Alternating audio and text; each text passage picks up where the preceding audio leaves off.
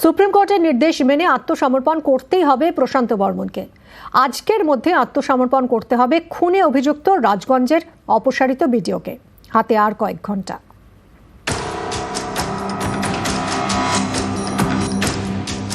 19শে জানুয়ারি সোমবার সল্টলেকের দত্তাবাদের সোনা ব্যবসায়ী খুনে অভিযুক্ত প্রশান্ত বর্মনকে আত্মসমর্পণের নির্দেশ দেয় সুপ্রিম কোর্ট।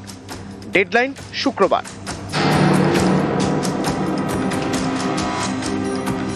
শুক্রবারের মধ্যে বিধাননগর আদালতে আত্মসমর্পণ করতেই হবে প্রশান্ত বর্মনকে। হাতে আর মাত্র কয়েক ঘন্টা। প্রশান্ত বর্মনের গতিবিধির উপর নজর রাখছে পুলিশ। তদন্তকারীরা জানতে পেরেছেন তিনি ভিন রাজ্যে গা ঢাকা দিয়ে রয়েছেন, তার ছক দেশ ছেড়ে পালানোর। তাহলে কি প্রশান্ত বর্মন শুক্রবার আত্মসমর্পণ করবেন না? না করলে তাকে গ্রেপ্তার করার সুযোগ পাবে পুলিশ। গত 30শে অক্টোবর নিউ টাউনের যাত্রাগাছি থেকে সোনা ব্যবসায়ী স্বপন কামিল্লার দেহ উদ্ধার হয়। প্রশান্ত বর্মন তখন জলপাইগুড়ির রাজগঞ্জের বিডিও। তার বিরুদ্ধে খুনের অভিযোগ দায়ের করে নিহতের পরিবার। নিজেকে বাঁচানোর অনেক চেষ্টা করেন প্রশান্ত। ষড়যন্ত্রের শিকার বলে বারবার দাবি করেন। বারাসত জেলা আদালত থেকে কলকাতা হাইকোর্ট, সুপ্রিম কোর্ট, কোথাও যেতে বাকি রাখেননি। কিন্তু এত কিছু করেও কোনো লাভ হয়নি। প্রশান্ত বর্মনকে আত্মসমর্পণের নির্দেশ দেয় সুপ্রিম কোর্ট। সোমবারের সেই শুনানিতে প্রশান্ত বর্মনের আইনজীবী বলেন, সোনা ব্যবসায়ী খুনের দিন প্রশান্ত বর্মন সেখানে ছিলেন না। রাজ্যের আইনজীবী তখন বলেন, সিসি ক্যামেরার ফুটেজে দেখা গিয়েছে ঘটনাস্থলে প্রশান্ত বর্মন ছিলেন। তার সরকারি গাড়িতে দুজনকে তোলেন, তাদের নিয়ে যান নিউ টাউনের বহুতলে। সেখানে দুজনকে অত্যাচার করা হয়, একজন মারা যান, একজন আহত হন। প্রশান্ত বর্মন তার প্রশাসনিক ক্ষমতার অপব্যবহার করেছেন। এরপরেই সুপ্রিম কোর্ট নির্দেশ দেয় শুক্রবারের মধ্যে প্রশান্ত বর্মনকে আত্মসমর্পণ করতেই হবে। এই নির্দেশের পরের দিনই অর্থাৎ গত মঙ্গলবার রাজগঞ্জের বিডিওর দায়িত্ব থেকে সরিয়ে দেওয়া হয় প্রশান্ত বর্মনকে। এবার তিনি কি করবেন? অপেক্ষার কয়েক ঘন্টার। নিউজ 18 বাংলা। আত্মসমর্পণ নয়, গ্রেফতার। এবার বিডিওকে গ্রেফতারের সুযোগ পাচ্ছে পুলিশ। কথা বলবো, অনুপ রয়েছে সঙ্গে। অনুপ, প্রশান্ত বর্মন আজ যদি আত্মসমর্পণ না করে সেক্ষেত্রে কি হতে পারে? পুলিশের সামনে কি রাস্তা খোলা থাকছে? প্রশান্ত বর্মন ভিডিও তিনি যদি আজকে আত্মসমর্পণ না করে তার বিরুদ্ধে কিন্তু আরো কড়া মনোভাব নিচ্ছে। তাকে ইতিমধ্যে গ্রেপ্তার করা হতে পারে এমনটাই জানতে পারা যাচ্ছে। তার কারণ তাকে কিন্তু ইতিমধ্যে সুপ্রিম কোর্টের নির্দেশ ছিল, সেই নির্দেশ তাকে আত্মসমর্পণ না করা মানে কিন্তু অমান্য করছেন, এবং এই কারণেই কিন্তু তাকে সেই বিষয়টা থেকে গ্রেপ্তার করা হতে পারে। এবং পুলিশের পক্ষ থেকে মনে করা হচ্ছিল তিনি কিন্তু ভিন রাজ্যে যেমন আছেন এবং এখান থেকে অন্যত্র একটা পালিয়ে যাওয়ার ছক করছিলেন। এবং আজকে যদি নির্ধারিত সময়ের মধ্যে তিনি যদি বিধাননগর আদালতে এসে আত্মসমর্পণ না করেন বা হাজির না হন, সেক্ষেত্রে কিন্তু তার বিরুদ্ধে আরো কড়া পদক্ষেপ নেবে। পুলিশের পক্ষ থেকে কিন্তু আজকে দেখা যাবে যে বিধাননগর পুলিশের পক্ষ থেকে তিনি যদি আত্মসমর্পণ বা তিনি যদি আজকে বিধাননগর আদালতে না আসেন, সেক্ষেত্রে কিন্তু বেশ কিছু ডকুমেন্টস পেশ করা হবে এসিজিএম এর কাছে এবং তার বিরুদ্ধে কড়া পদক্ষেপ অর্থাৎ গ্রেপ্তারি পরোয়ানা যাতে জারি করা হয় এবং কোথায় তিনি আছেন এমনটা গোটা বিষয় কিন্তু আজকে আদালতকে জানানো হবে। তার পরবর্তী পদক্ষেপ আজকেই নেওয়া হবে এমনটা জানতে পারে। তার কারণ বিডিও প্রশান্ত বর্মন যখন সেই খুনের ঘটনা ঘটেছিল স্বর্ণ ব্যবসায়ী, তার পর থেকে কিন্তু একাধিক আদালতের দ্বারস্থ হয়েছিল। তখন হাইকোর্ট থেকে শুরু করে বারাসত আদালত প্রত্যেক ক্ষেত্রে তিনি ধাক্কা খেয়েছেন।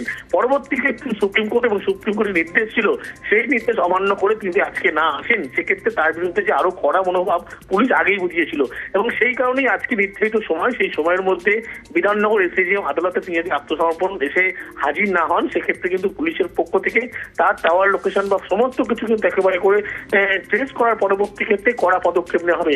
তার আগে আদালতকে গোটা বিষয়টি জানানো হবে এবং আদালতের উপরে গোটা বিষয়টি নজর করে আনা হবে। তার পরবর্তীতে কিন্তু পরবর্তী যে পদক্ষেপ অর্থাৎ তার বিরুদ্ধে কড়া পদক্ষেপ পুলিশ নিচ্ছে এমনটা কিন্তু বলা যাবে। ধন্যবাদ অনুপ।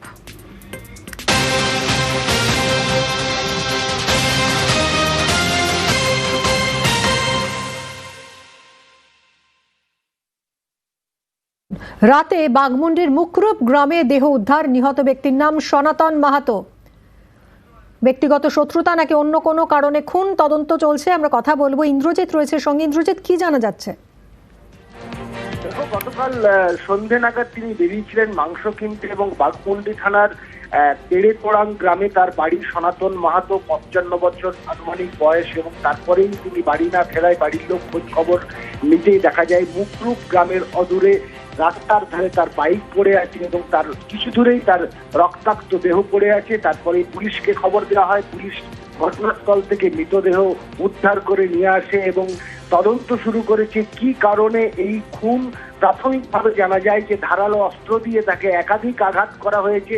ঘটনাস্থলেই তার মৃত্যু হয়েছে বলে আমরা জানতে পেরেছি এবং পুলিশ ইতিমধ্যেই বাঘমুন্ডি থানার পুলিশ তদন্ত শুরু করেছে। তার মোবাইল লোকেশন দেখতে চাইছে পুলিশ, যে কোথায় ছিল এবং কার সাথে লাস্ট কথা হয়েছিল, তিনি মাংস কিনতে গিয়েছিলেন কোন দোকানে, সেই সব খোঁজ নিচ্ছেন। তবে প্রাথমিকভাবে যেটা মনে হচ্ছে কোনো ব্যক্তিগত শত্রুতা থেকেই এই খুন বলে মনে করছে পুলিশ। ধন্যবাদ ইন্দ্রজিৎ। ঘর থেকে মুখরূপ মাংস কিনতে গেছিল, ওইদিকে ঘোরার পথে গাড়িটা পড়া দেখে তখন একটা ছেলে বেঙ্গলকে ফোন করলো, তখন তারা বাড়ি থেকে চলে গেল, জানিয়ে দিচ্ছে ওরা গাড়িটা ওইখানে পড়া আছে। ওইখানে গাড়িটা পড়া ছিল তখন ওনাকে একটা ছেলে ফোন করলো, তখন এদিকে থেকে গ্রামের লোক কিছু জানেনি, গাড়ি থেকে ছিল তো সাইডে ছিল, নিয়ে যাচ্ছিল। মারা তো বোঝা যাচ্ছে। গোয়ালপুকুরে শুট আউটে দুজনকে গ্রেফতার করলো পুলিশ। ধৃতদের কাছ থেকে আগ্নেয়াস্ত্র এবং কার্তুজ উদ্ধার হয়েছে। 6 জানুয়ারি গোয়ালপুকুরের পাঞ্জিপাড়ায় গুলি চলে, গুলিবিদ্ধ হন এলাকার 2 যুবক। দুজনকে জালে নিয়ে বাকিদের খোঁজে পুলিশ। চঞ্চল আমাদের প্রতিনিধি রয়েছেন। চঞ্চল, এই দুজন কারা, কি কারণে এরা গুলি চালিয়েছিল, আর কি কি উঠে আসছে তদন্তে? দেখো, তোমাকে জানিয়ে রাখি যে গত 6 জানুয়ারি সন্ধ্যায় যে ঘটনা ঘটে, যে সড়কের ঘটনা ঘটে গোয়ালপুকুরে পাঞ্জিপাড়া এলাকায়, সেই ঘটনায় কিন্তু গুলিবিদ্ধ হয়েছিল 2 যুবক এবং 2 যুবক বাড়ি ফেরার পথে কিন্তু এই যে দুষ্কৃতী যারা রয়েছে তারা কিন্তু এই পিছন দিক দিয়ে ধাওয়া করে তাদেরকে গুলি করে এই ঘটনায় কিন্তু 2 রকম হয়েছিল। তারপরে কিন্তু এই পুলিশ তদন্তে নেমে প্রথমে আমজাদ আলীকে কিন্তু গ্রেপ্তার করে এবং গ্রেপ্তার করার পর হেফাজতে নেওয়ার পরে কিন্তু ইসমাইল ওরফে ছোটু নামে আরো একজনকে গ্রেপ্তার করে তারপর হেফাজতে নেওয়া হয় এবং তাদের কাছ থেকে কিন্তু একটি আগ্নেয়াস্ত্র এবং তাদের কার্তুজ উদ্ধার হয়। তবে এই ঘটনা নিয়ে কিন্তু পুলিশ যেটা জানতে পেরেছে যে এই আমজাদ আলীর সাথে কিন্তু টাকা লেনদেনের যে ব্যাপার ছিল ইসমান আলী, তার কিন্তু এই ঘটনাতেই কিন্তু মূল উদ্দেশ্য উঠে আসছে। তবে এর পিছনে আর কারা কারা জড়িত রয়েছে তার সমস্ত বিষয় খতিয়ে দেখছে পুলিশ। ধন্যবাদ। গত 6 জানুয়ারি পাঞ্জিপাড়াতে মজলিসপুর ভাটিয়া বস্তিতে একটা ফায়ারিং ইনসিডেন্ট হয়েছিল, যেটাতে 2জন বুলেট ইঞ্জুরি পায়। 2জন আননোন দুষ্কৃতী বাইকে করে ওদের উপর ফায়ারিং করে। সেই অভিযোগের ভিত্তিতে কেস করার পরে অ্যারেস্ট করি আমজাদ আলী, একজন অ্যাকিউজডকে। পুলিশের জিজ্ঞাসাবাদে উনি ওনার দোষ স্বীকার করে এবং এই অপরাধের সাথে জড়িত আরেকজনের নাম ডিসক্লোজ করে। ওনারা 2জন মিলে এই ঘটনাটা ঘটিয়েছিল ব্যবসায়িক শত্রুতার জন্য এই ফায়ারিং ইনসিডেন্ট। গভীর রাতে কোলাঘাটে বিধ্বংসী আগুন। জাতীয় সড়কের পাশে একাধিক দোকানে আগুনে পুড়ে যায় 3টি দোকান। দমকল গিয়ে আগুন নিয়ন্ত্রণে আনে। শর্ট সার্কিট থেকে আগুন বলে প্রাথমিক অনুমান।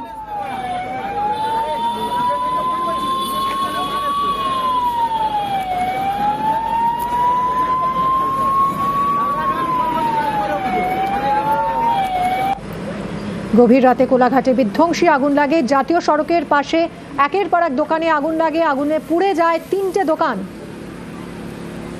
দমকল গিয়ে আগুন নিয়ন্ত্রণে আনে। শর্ট সার্কিট থেকে আগুন লেগেছে বলে প্রাথমিক অনুমান। আমার গ্যারেজ পুরোটাই ধূলিসাৎ হয়ে গেছে পুড়ে। 2.5 থেকে 3 লাখ টাকার অ্যাসেট ছিল, সেটা সমস্তটাই পুড়ে গেছে। প্লাস মানুষের যে গ্যারেজে যে গাড়ি রেখেছিল সেই গাড়িও পুড়ে গেছে এবং সাইকেল রেখেছিল 10টা সাইকেলও পুড়ে গেছে।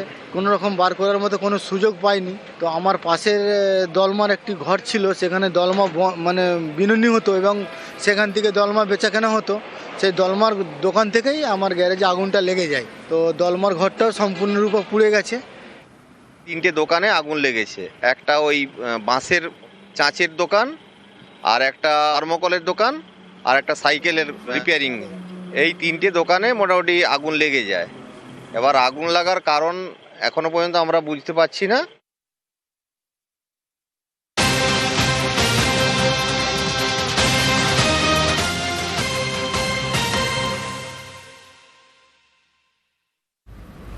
রাতে মুর্শিদাবাদের রঘুনাথগঞ্জে অগ্নিকাণ্ড। একাধিক দোকান এবং বাইকের গ্যারাজে আগুন লেগে যায়। দমকল গিয়ে আগুন নিয়ন্ত্রণে আনে।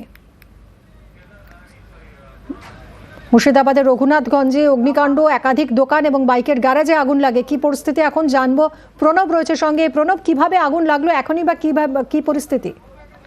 দেখো, বিদ্যুতের শর্ট সার্কিট থেকেই আগুন লেগেছে বলে প্রাথমিকভাবে মনে করা হচ্ছে। রঘুনাথগঞ্জের যে দাদা ঠাকুর মোড় আছে সেখানে তোমার একাধিক ফলের দোকানে এবং তারপর গ্যারেজ ছিল, মোটর গ্যারেজের, সেখানে কিন্তু আগুন ছড়িয়ে পড়ে। বেশ কয়েকটি দোকানে আগুন দাউ দাউ করে জ্বলে। তো সেই সময় দমকলের দুটি ইঞ্জিন এসে কিন্তু আগুন নিয়ন্ত্রণে নেয় এবং সাধারণ মানুষজন যারা ছিল গভীর রাত্রি তারা ছুটে আসে, তারাও হাতে লাগায়, তারপরে কিন্তু আগুন আয়ত্তে আনে। তবে বিদ্যুতের শর্ট সার্কিট থেকেই আগুন লেগেছে বলে কিন্তু প্রাথমিকভাবে মনে করা হচ্ছে। ধন্যবাদ প্রণব। পুরুলিয়া এবং বাঁকুড়ায় প্রায় দিনই ট্রেন লেট, আর এর জেরে যাত্রী ভোগান্তি। ভোটের বাংলায় যা হয়ে উঠেছে ইস্যু। সপ্তাহে 7 দিনের মধ্যে 7 দিন 10:30টায় ঢুকবো বলে রাত্রি 2টোয় ট্রেন ঢুকবে, সকাল 6টায় ঢুকবো বলে সকাল 10টায় ট্রেন ঢুকবে। এ তো হতে পারে না। মানুষের সময়ের দাম নেই। আপনারা সবাই সংঘবদ্ধ থাকুন, বাকি লড়াইটা আমরা লড়বো। ধর্নায় বসে যান, চন্দ্রাবির যেন যেতে পারে, ঠিক সময়ে ট্রেন পাবে পুরুলিয়ার মানুষ। 43টা রেলের প্রজেক্ট এখন পর্যন্ত বন্ধ হয়ে আছে শুধুমাত্র রাজ্যের জমি জটের কারণে, জমি অধিগ্রহণ করতে না পারার কারণে। পুরুলিয়া থেকে বাঁকুড়া হয়ে হাওড়া, ট্রেনে এক জেলা থেকে আরেক জেলা, কয়েক হাজার যাত্রীর প্রতিদিনের ভরসা। আর এই গুরুত্বপূর্ণ রুটে প্রায় দিনই ট্রেন লেট, 5-10 মিনিট নয়, ঘন্টার পর ঘন্টা। এ নিয়ে আগে একাধিকবার বিক্ষোভ দেখিয়েছেন যাত্রীরা। বুধবার পুরুলিয়ায় রাজনৈতিক সভা করেন অভিষেক বন্দ্যোপাধ্যায়। ট্রেন লেট নিয়ে নিশানা করেন বিজেপিকে। সপ্তাহে 7 দিনের মধ্যে 7 দিন 10:30টায় ঢুকবো বলে রাত্রি 2টোয় ট্রেন ঢুকবে, সকাল 6টায় ঢুকবো বলে সকাল 10টায় ট্রেন ঢুকবে। এ তো হতে পারে না। মানুষের সময়ের দাম নেই। আপনারা সবাই সংঘবদ্ধ থাকুন, বাকি লড়াইটা আমরা লড়বো। পুরুলিয়ায় নির্বাচনের ফল ঘোষণা হওয়ার 3 মাসের মধ্যে শুধু পার্লামেন্ট নয়, রেলমন্ত্রীর কাছে পুরুলিয়া থেকে 20 জনের ডেলিগেশন তৃণমূল কংগ্রেস নিয়ে গিয়ে যে রেল সমস্যাগুলো হচ্ছে তার প্রতিকার আমরা করব। বিজেপি চাক আর না চাক, আমরা কথা দিয়ে যাচ্ছি। হাওড়ায় যদি ট্রেন পৌঁছানোর কথা থাকে, যদি গন্তব্যস্থল হাওড়া হয়, তাহলে সাঁতরাগাছি নয়, হাওড়াতেই ট্রেন ঢুকতে হবে। যদি রাত্রির 10টার মধ্যে ট্রেন ঢোকার কথা থাকে, তাহলে 10টার মধ্যেই ঢুকতে পারবে। কোন সরকারের যদি কোনো কম্প্রিহেন্সিভ ল্যান্ড পলিসি না থাকে, একটা সরকার ক্ষমতায় আসার সঙ্গে সঙ্গে যদি বলে 1 স্কোয়ার ফিটও জমি অধিগ্রহণ করবে না, প্রাইভেট কিংবা পাবলিক যে কোনো প্রজেক্ট নিয়ে যদি পশ্চিমবঙ্গে আসে, তাহলে জমির মালিক থেকে জমির কেনার দায়িত্ব সম্পূর্ণভাবে তার। আর সে কারণেই পশ্চিমবঙ্গের ফ্রেট করিডোর থেকে শুরু করে হাইওয়ে, রেলওয়ে ওভারব্রিজ শুধুমাত্র জমি জটের কারণে আটকে আছে। প্রত্যেকটা মিটিংয়ে রেলের সঙ্গে যারা তৃণমূলে নির্বাচিত জনপ্রতিনিধি আছেন, যারা সাংসদ আছেন, তারা সেই প্রশ্ন তোলেন, কিন্তু উত্তর একটাই, যে আমাদের কাছে জমি জটের কারণে করতে পারছি না। এক্ষেত্রে রাজ্য সরকারের যে নির্দিষ্ট ভূমিকা থাকার কথা, তারা সেটা পালন করছে না। প্রায় প্রতিদিনই ট্রেন লেট, মাসের পর মাস ধরে এটাই চলছে। পুরুলিয়া বাঁকুড়া রুটে যাত্রীদের ভোগান্তি চরমে। এই ট্রেন লেটের কারণ কি জমি জট? জমি অধিগ্রহণ করা হয়নি বলেই কি ট্রেন লেট? পার্টিকুলার কোনো প্রকল্প, যে প্রকল্পটার জন্য জমি অধিগ্রহণের ব্যাপারটা থাকে, সেক্ষেত্রে যদি জমি অধিগ্রহণ করতে দেরি হয় তাহলে সে প্রকল্পটা ডিলে হবে। কিন্তু ডাইরেক্টলি যদি বলা হয় যে ট্রেন লেট তার সাথে যুক্ত কিনা, তাহলে অনেকাংশে কিন্তু বলা যাবে যে ডাইরেক্টলি সেরকমভাবে যুক্ত নয়। রোজ ট্রেন লেট হচ্ছে, সেই ট্রেন লেট যে সম্পর্ক জড়িয়ে আছে, এটা ডাইরেক্টলি এরকমভাবে বলা হয়তো ঠিক হবে না। নিউজ 18 বাংলা। উত্তরবঙ্গের জন্য তৃণমূল সরকার কিছুই করেনি, বঞ্চনার অভিযোগে ফের সরব সুকান্ত মজুমদার। বিজেপির মিথ্যা অভিযোগ, উত্তরবঙ্গের বাসিন্দাদের আবাসের টাকা কেন দেয়নি কেন্দ্র, পাল্টা তোপ কুণাল ঘোষের। পশ্চিমবঙ্গে যদি 100 জন লোক থাকে, তার মধ্যে 18 জন উত্তরবঙ্গের মানুষ। আর যখন বাজেট হয় তখন আমরা কি পাই? পশ্চিমবঙ্গের বর্তমান বাজেট হচ্ছে 3.7 লক্ষ কোটি টাকা। উত্তরবঙ্গ পেয়েছে গত বাজেটে 861 কোটি টাকা। গোটা পশ্চিমবঙ্গের জন্য যদি 100 টাকা খরচ করা হয়, উত্তরবঙ্গের জন্য মাত্র 23 পয়সা। 23 টাকা নয়, কিন্তু 23 পয়সা। আর তারপরেও তৃণমূলের নেতারা বড় বড় কথা বলবে। উত্তরবঙ্গের জন্য আপনারা কিছু করেননি।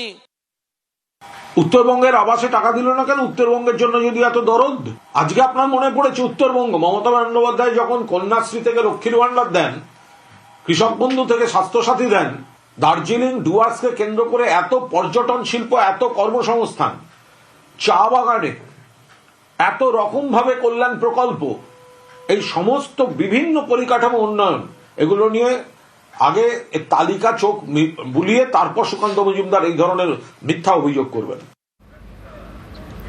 কোথাও তৈরি হবে ব্রিজ, কোথাও একাধিক নতুন রাস্তা। আলিপুরদুয়ার, জলপাইগুড়ি এবং নদিয়ায় বৃহস্পতিবার হয়ে গেল একাধিক কাজের শিলান্যাস।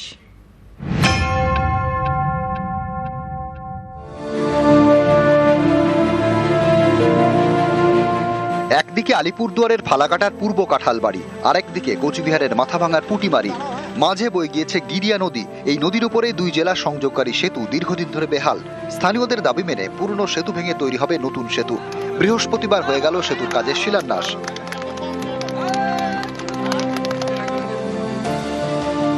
খুব ভালো লাগলো, আমার গ্রামবাসী সবাই খুব আনন্দে আছি। এখন যদি ব্রিজটা হয় তাহলে তো আরো বেশি আনন্দ হবো। 6-7 বছর যাবৎ এই ব্রিজের জন্য আন্দোলন করেছি, আজকে ব্রিজের শিলান্যাস হলো, আমি খুশি। এই সেতুটি তৈরি করবে জেলা পরিষদ। তাদের দাবি, এর জন্য বরাদ্দ করা হয়েছে প্রায় 45 লক্ষ টাকা। আমাদের মাননীয় মুখ্যমন্ত্রীর অনুপ্রেরণায় আমরা জেলা পরিষদের পক্ষ থেকে আজকে শিলান্যাস হয়ে গেল। 2 ডিস্ট্রিক্টের মানুষ এই ব্রিজের উপর দিয়ে চলাফেরা করে, আর এই এলাকার মানুষ খুবই খুশি।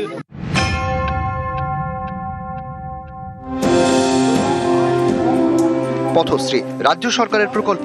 এই প্রকল্পে জলপাইগুড়িতে তৈরি হবে একাধিক নতুন রাস্তা। জলপাইগুড়ি জেলার 4টি পুরসভা, জলপাইগুড়ি, মালবাজার, ধূপগুড়ি এবং ময়নাগুড়ি মিলিয়ে মোট 148টি নতুন রাস্তা তৈরি হবে। এর জন্য বরাদ্দ করা হয়েছে প্রায় 50 কোটি টাকা। বৃহস্পতিবার রাস্তার কাজে শিলান্যাস করা হয়।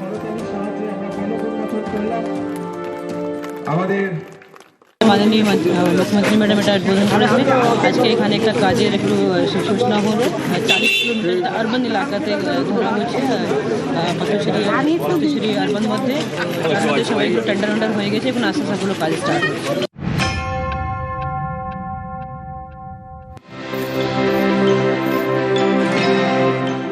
নদিয়ার কৃষ্ণনগর পুর এলাকায় তৈরি হবে 27টি পেভার ব্লকের রাস্তা। পথশ্রী প্রকল্পে এর জন্য বরাদ্দ করা হয়েছে প্রায় 6 কোটি টাকা। বৃহস্পতিবার রাস্তার কাজে শিলান্যাস করা হয়। সংস্কারের অভাবে পাথর উঠে গিয়েছিল এবং বিভিন্ন রকম দুর্ঘটনা ঘটছিল। আমাদের পৌর প্রশাসক তার হাত দিয়ে পথশ্রী প্রকল্পের মাধ্যমে এই যে কাজের যে শুভ উদ্বোধন হলো, আমরা খুব খুশি। দীর্ঘদিন যাবৎ খুবই খারাপ অবস্থায় ছিল, এটা আমরা সকলে খুব খুশি, এটা অনেক মানুষ উপকৃত হবে।